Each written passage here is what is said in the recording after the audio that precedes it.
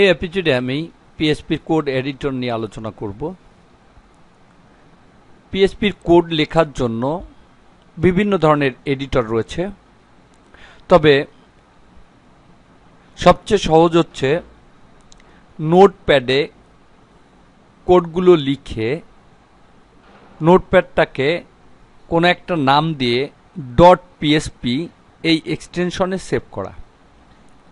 যদি .পিএসপি এক্সটেনশনটা না দেওয়া হয় তাহলে পিএসপির যে কোডগুলো এগুলো কাজ করবে না। তাহলে নোটপ্যাডে আমরা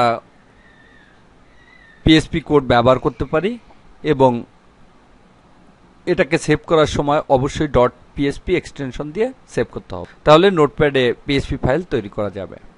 এ ব্যতীত ইন্টারনেটে বিভিন্ন ধরনের পিএসপি এডিটর সফটওয়্যার পাওয়া যায়। আমি এখানে কয়েকটা দেখাবো। এখানে একটা সফটওয়্যার দেখতে পাচ্ছি, ডেভহর্স পিএসপি এডিটর। এটা একটা পিএসপি এডিটরের সফটওয়্যার। এখানে দেখতে পাচ্ছি পিএসপির কোড লেখা রয়েছে। এভাবে এই সফটওয়্যারে পিএসপির কোড লিখে পিএসপি ফাইল তৈরি করা যায়।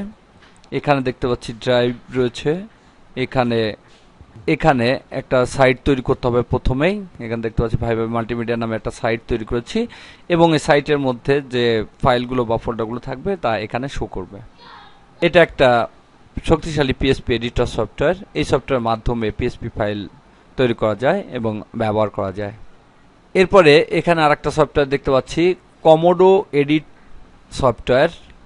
এই কমোডো এডিট সফটওয়্যারের মাধ্যমেও পিএসপি ফাইল তৈরি করা যায় এবং ব্যবহার করা যায়। এটাও একটা পিএসপি এডিটর সফটওয়্যার।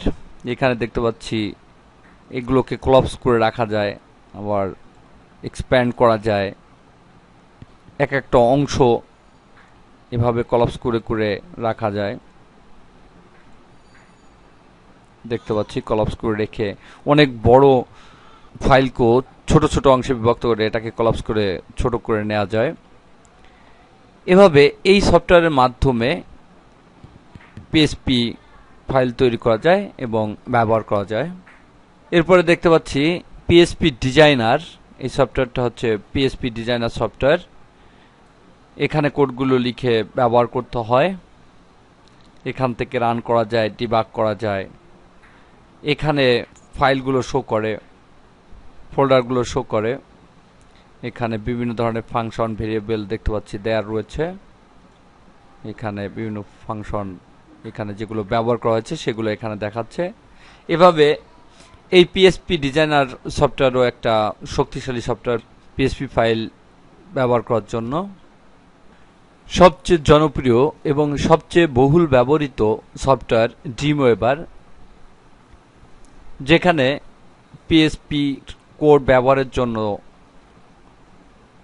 কোড অংশ রয়েছে, যেখানে পিএসপির কোড লিখে লিখে ব্যবহার করতে হয়। এখানে দেখতে পাচ্ছি 3টা বাটন রয়েছে। কোডে ক্লিক করা অবস্থায় থাকলে এখানে কোড এডিটর আসে, যেখানে কোডগুলো লিখতে হয়। এখানে ক্লিক করা থাকলে এর ডিজাইনটা দেখা যায়। আমি যে কোডটা লিখলাম এই কোডগুলো যে ডিজাইন তৈরি করে সেগুলো এখানে দেখাচ্ছে। এবং এখানে যে জায়গাগুলোতে পিএসপি কোড লেখা রয়েছে এই জায়গাগুলোতে এখানে দেখতে পাচ্ছি পিএসপি নামে ছোট্ট একটা আইকন দেখাচ্ছে, যেখানে যেখানে পিএসপি কোড লেখা রয়েছে সেখানে সেখানে পিএসপির এই চিহ্নটা দিয়ে দেয়। এবং স্প্লিটে ক্লিক করলে দুইটা একসঙ্গে দেখা যায়, অর্থাৎ কোড এবং ডিজাইন দুইটাকে একসঙ্গে দেখা যায়।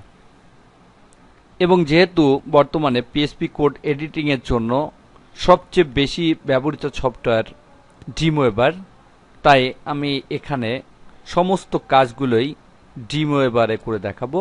এবং আমি এই প্র্যাকটিস ফাইলসগুলো ব্যবহারের জন্য এই ড্রিমওয়েভার সফটওয়্যারটি বেছে নিয়েছি।